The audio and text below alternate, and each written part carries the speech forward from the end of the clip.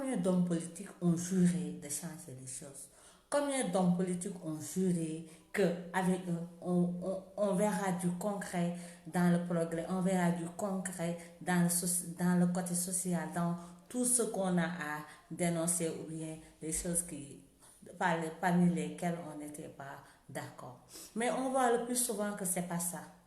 Les discours sont différents de la réalité. C'est comme si la politique dépasse les acteurs.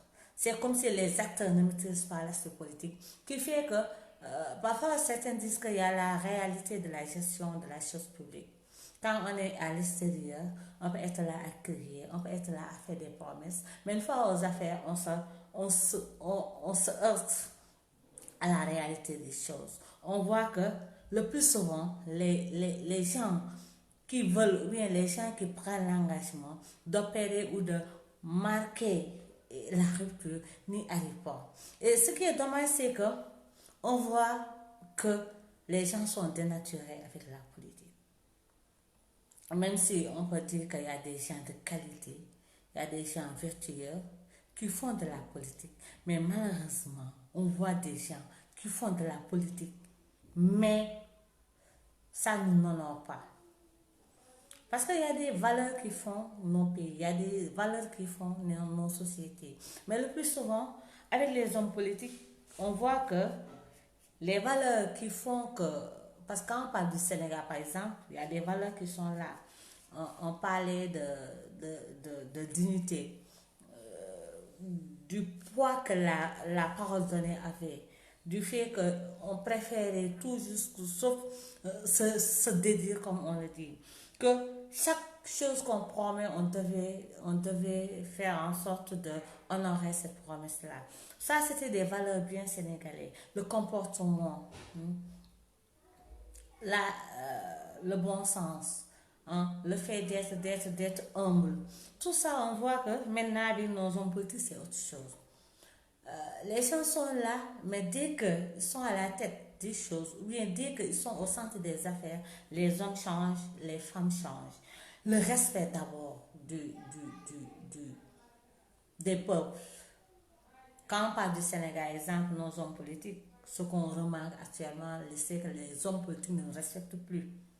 Les hommes politiques nous parlent avec insolence. Les hommes politiques nous parlent avec arrogance. Ils osent même nous dire entre les guillemets de nous taire, de se la fermer, qu'ils savent ce qu'ils ont à faire et ils le feront. Que vaut la parole d'un homme politique à nos jours? Que vaut l'espoir que nourrit tout un peuple en quelqu'un ou en un projet? À quoi ça sert maintenant si on voit que de plus en plus les hommes politiques nous déçoivent, de plus en plus les hommes politiques se détachent de leurs engagements, de plus en plus les hommes et les femmes politiques deviennent insolents et arrogants une fois arrivés aux affaires? Ça veut dire qu'il y a un problème sérieux qui est là, et c'est la gestion des choses publiques. Souvent, on est là à dire que la politique est noble et personne n'en disconvient que la politique est noble. On est là à dire que oui, c'est de l'abnégation. Sacerdoce, ça veut dire que tu fais le don de soi. Tu choisis d'être au service de ton prochain. Tu choisis d'être au service de ton peuple. Tu choisis de vaquer aux occupations premières qui font ta nation, ou bien qui font l'intérêt de ta nation. Mais c'est là où serait dommage, et je me dis que c'est là où il faut poser la question. Si le rapport avec les hommes politiques décèle toutes ces choses-là, ça veut dire que est-ce qu'au début, ou bien est-ce qu'au fond d'eux, ils sont, comme on le dit, ils sont sincères avec nous. Parce que quand on dit l'engagement politique, quand on dit qu'on veut servir sa patrie, quand on dit qu'on veut servir sa nation, quand c'est de l'abnégation, on parle de sacrifice. Et quand c'est de l'abnégation, on pense aux préoccupations premières des nôtres. Et quand c'est de l'abnégation, on n'est pas dans l'euphorie. On n'est pas dans l'insolence, on n'est pas dans l'arrogance, mais on est dans l'humilité parce qu'on sait qu'on est au service des nôtres. C'est là où ça pose problème. Et de plus en plus, on voit ça. Et ce qui est plus décevant, c'est que Avant, on se disait que oui, c'était les anciens qui ont hérité du système, qui sont obligés de faire comme ça. Mais là où ça fait peur, exemple, je prends l'exemple du Sénégal. Là où ça fait peur, c'est que on a une nouvelle génération qui est là, qui incarne la rupture, une nouvelle génération qui est là, qui veut en finir avec le système, une nouvelle génération qui est là, qui est prête à opérer à des changements réels. Mais ce qu'on oublie souvent, c'est que le changement, c'est nous d'abord. Avant de changer un système, on change soi-même. Avant de changer des politiques, on change soi-même. Avant de changer des comportements qui se faisaient et des règles, il faut qu'on change soi-même. Et ce qui est paradoxal avec l'Africain, c'est qu'il prêche le changement, il veut incarner le changement, il se met même dans la peau d'une messie qui vient tout changer, mais l'Africain n'est pas prêt à s'opérer à soi-même les changements qu'il faut. Parce que je ne crois pas un antisystème va accepter de faire partie d'un système et de faire vivre ce système-là. Parce que quand tu es dans le système, tu acceptes de jouer le jeu du système, tu nourris le système. Et quand tu nourris le système, tu ne peux plus être un contre-système. Et quand tu nourris le système, tu ne peux plus incarner le changement. C'est là où c'est paradoxal. Maintenant, c'est un choix à faire. Et c'est là où on se doit être plus sérieux. C'est là où on se doit être plus sincère. Et respecter nos compatriotes. Partout où tu vas en Afrique, pour ne pas citer, parce que la situation est sensible, quand on cite, chacun est en train de se regarder en chien de faïence. Donc, on prend nos pays en exemple. Mais quand on regarde la toile, quand on regarde les émissions qui se font, quand on regarde les lives, quand on regarde les différents forums, ça fait mal. Ça veut dire qu'il y a 2 à 3 Africains parmi nous. Ceux qui incarnent les régimes, ceux qui sont de l'opposition, et ceux qui sont les neutres, ça veut dire que ceux qui ne sont ni du pouvoir ni de l'opposition, qui sont des citoyens lambda et qui aussi contribuent au développement de leur pays. Et ce qui est dommage, c'est que dans chaque pays, que tu prends, quand l'homme au pouvoir ou la femme au pouvoir parle, le comportement de l'homme de l'opposition, de la femme de l'opposition est le même.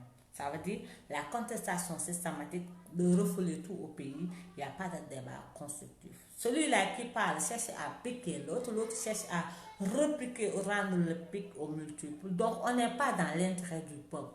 On est dans nos personnes, on est dans nos zéros. Même quand on regarde les débats sont personnalisés. Chacun se dit moi, mon camp, les nôtres. Comme si on n'est pas un peuple. C'est comme si que l'engagement politique, c'est pas pour toute une nation. Et c'est là où il y a un problème sérieux. Parce que moi, je me dis que ça veut dire que nous ne sommes pas sincères dans l'engagement. 2, il y a la malhonnêteté qui est là. Parce que si on se dit être engagé politiquement, si on se dit être prêt à servir les nôtres, ça veut dire que c'est les sacrifices d'abord.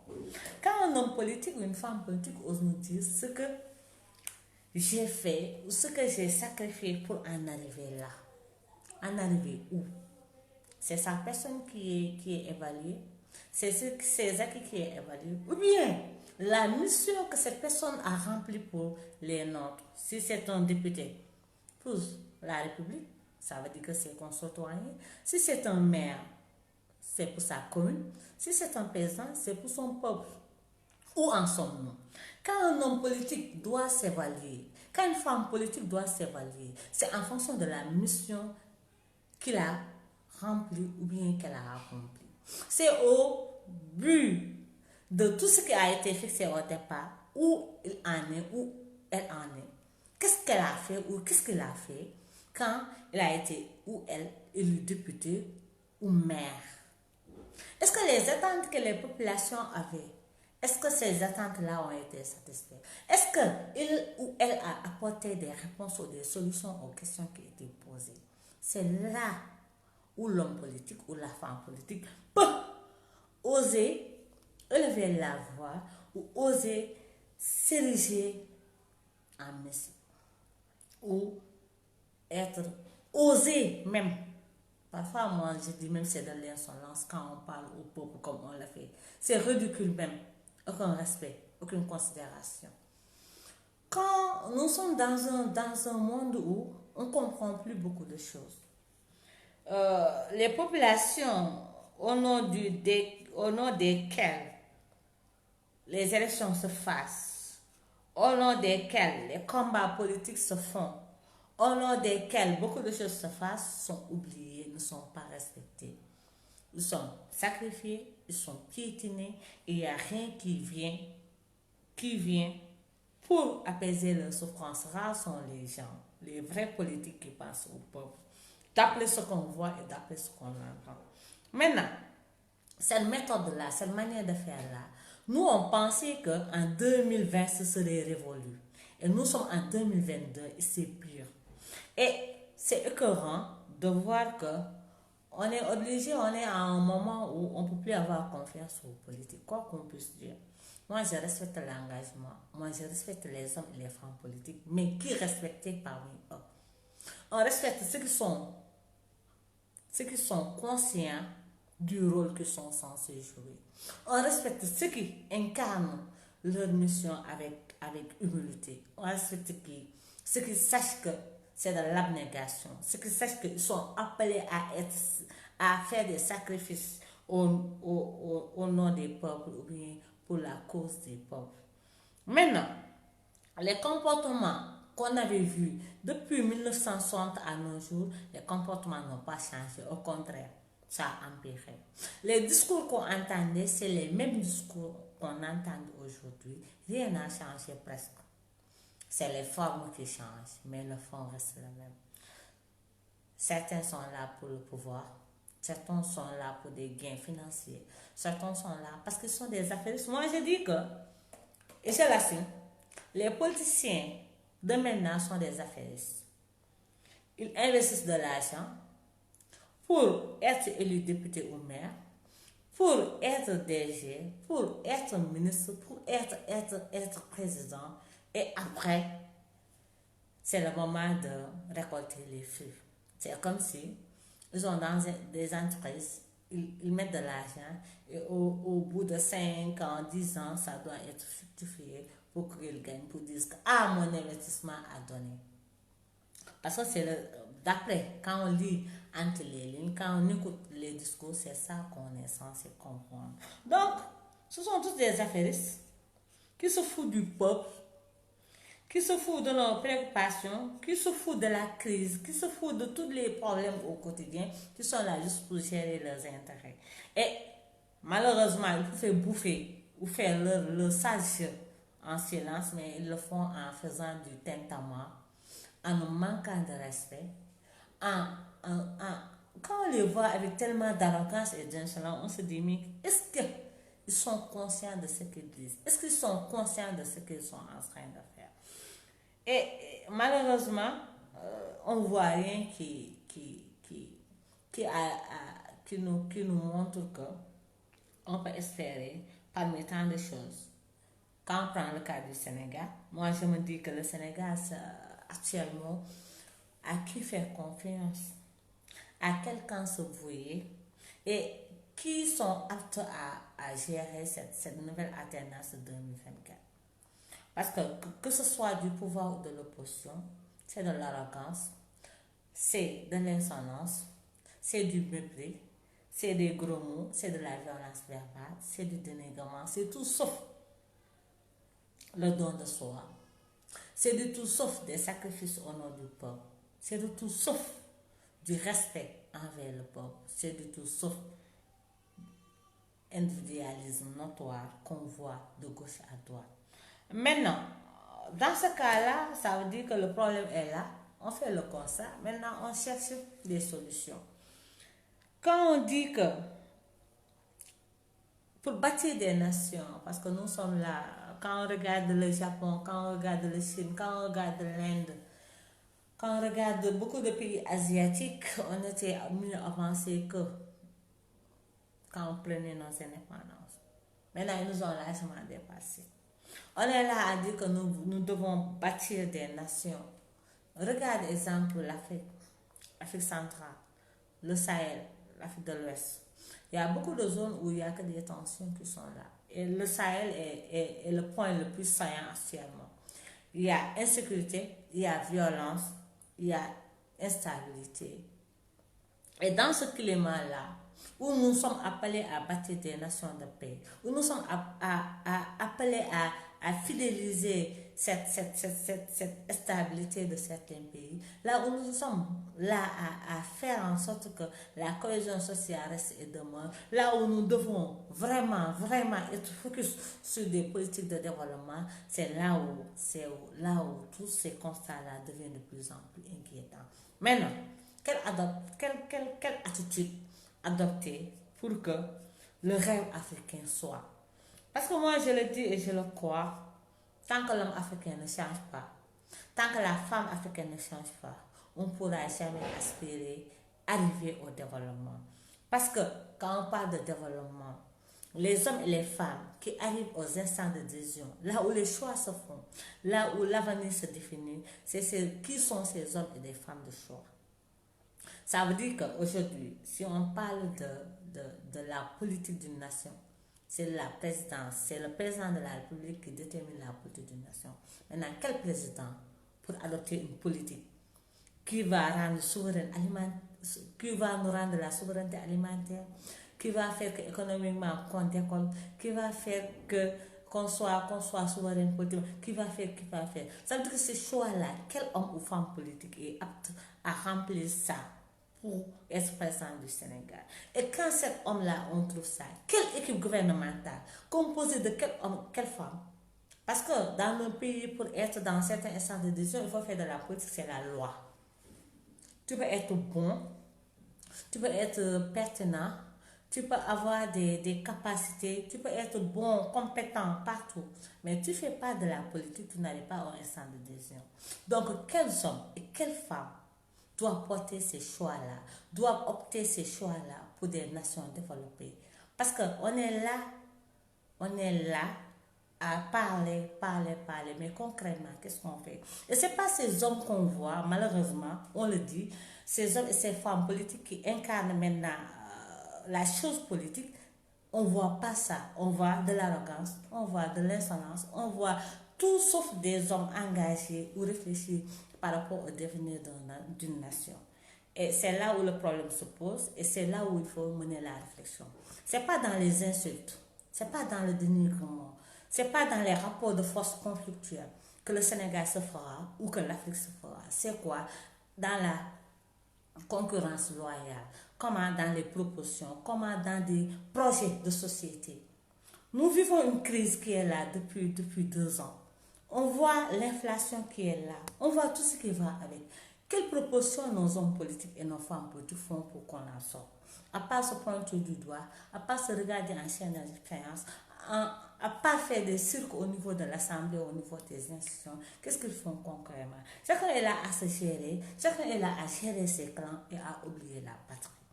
Et c'est là où c'est dommage, parce que tout dépend de l'attitude.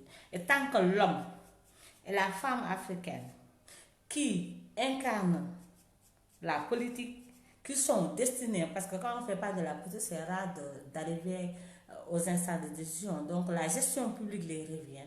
Donc si ces gens-là ne sont pas prêts à opérer les changements qu'il faut, vraiment c'est dommage, mais ce n'est pas demain la veille que nous verrons l'issue pour nos pays, ni pour le Sénégal, ni pour un autre pays. Parce que nous manquons de rigueur. Nous n'avons pas le culte du travail. On est là à palabrer du jour à lendemain. On peut être là à se glorifier des titres et des titres de diplôme. Mais concrètement, qu'est-ce qu'on est apte à faire?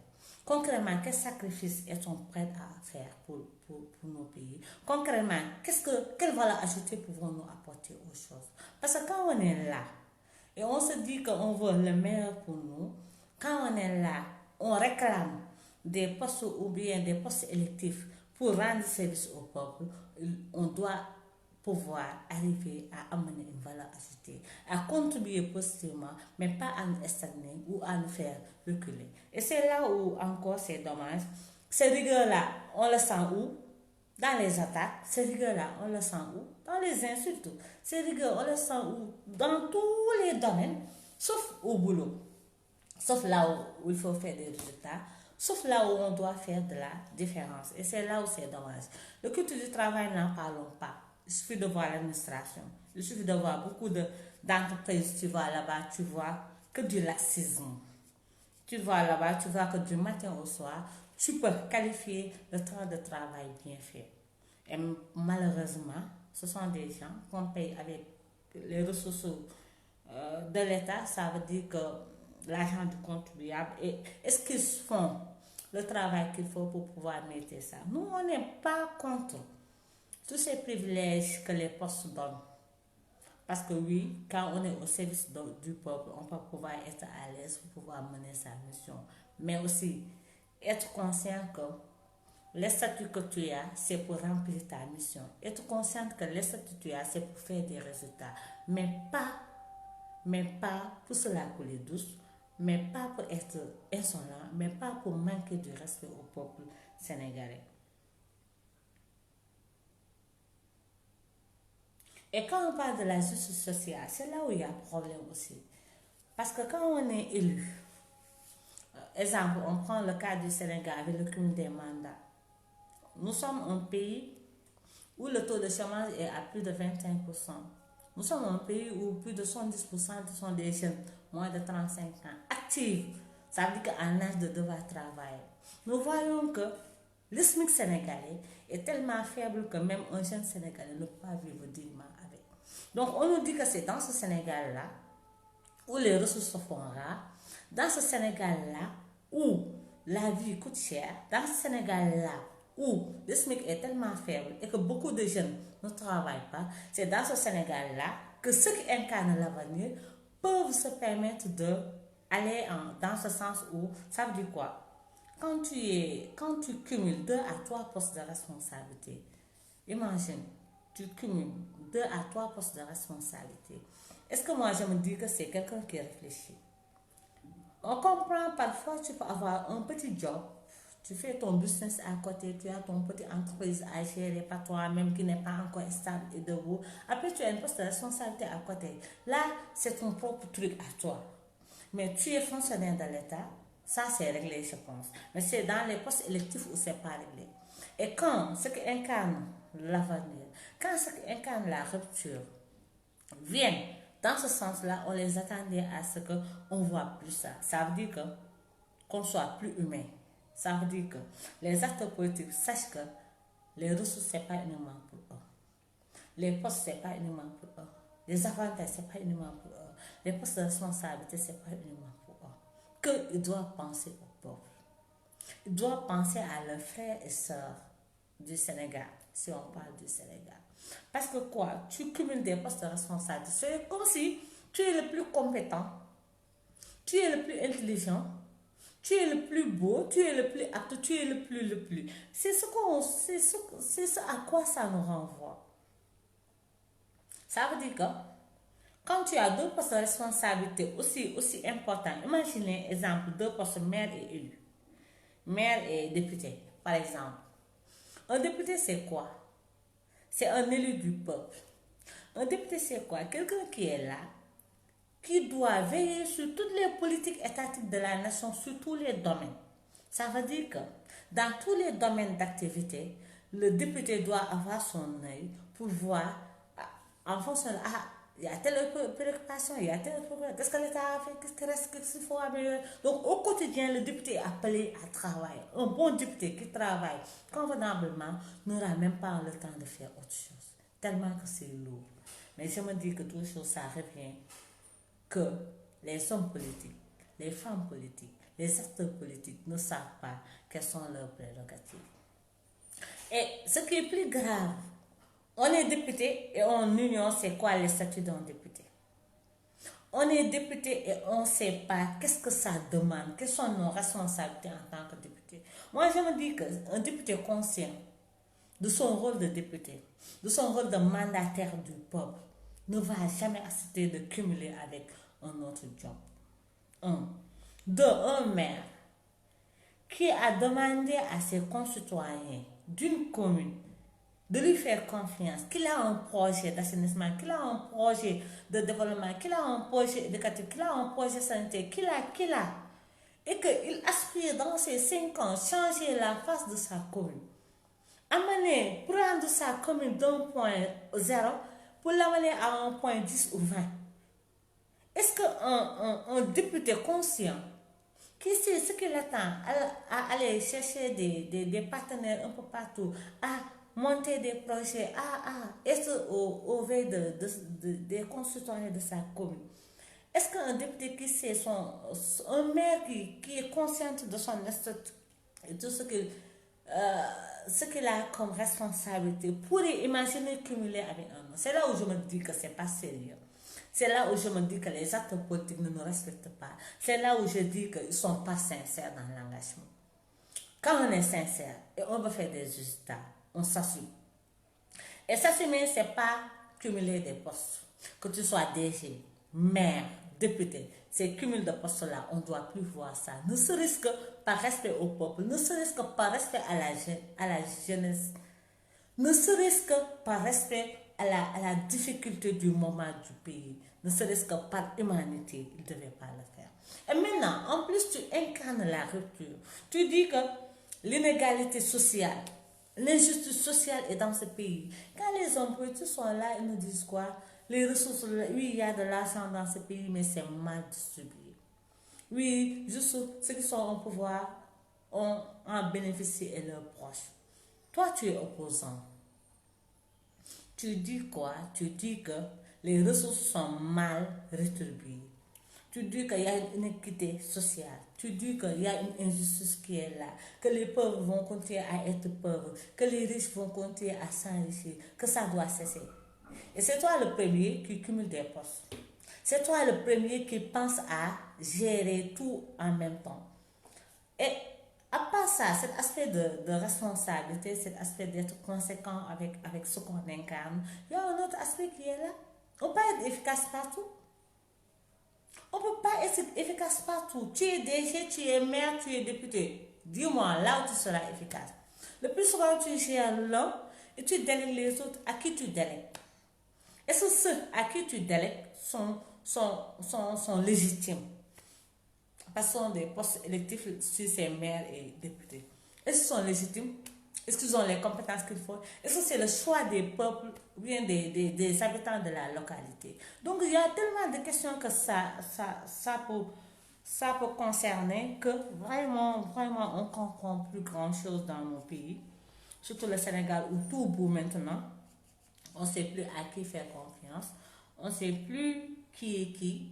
Les acteurs politiques font du sucre, ils ne sont pas sérieux, ils ne sont pas sincères.